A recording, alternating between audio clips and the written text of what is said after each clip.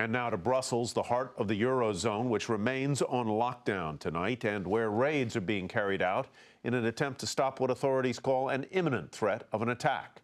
Julia Chatterley reports tonight from Belgium's capital.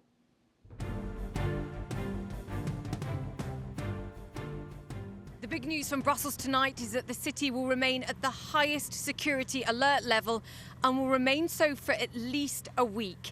Clearly, the threat of an imminent terrorist attack, even a copycat attack like we saw in Paris just over a week and a half ago, is a significant concern for the authorities here. But what does that mean for the lockdown that we've seen? We've seen the subway closed today, we've seen schools, colleges also closed.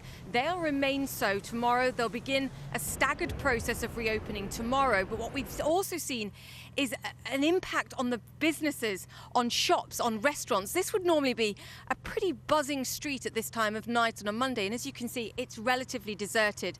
So I think one of the crucial questions here people are asking is, what impact are these security measures going to have on the consumer environment here, on spending as we approach Christmas, but also on the overall confidence level? It's not something necessarily that we can judge at this stage. We're just going to have to see how this plays out. And of course, the story at this very moment really does focus on the security.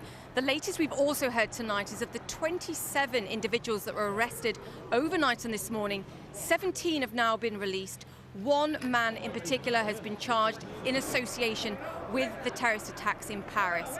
Clearly, the other big story here is the manhunt for the man known as Salah Abdeslam. He is also still at large, and there are questions here about whether he even remains in Brussels. But for now, the bottom line is that Brussels will go into a fourth day of lockdown. The security alert remains at the highest level, and of course, the manhunt continues. For Nightly Business Report, I'm Julia Chatterley in Brussels.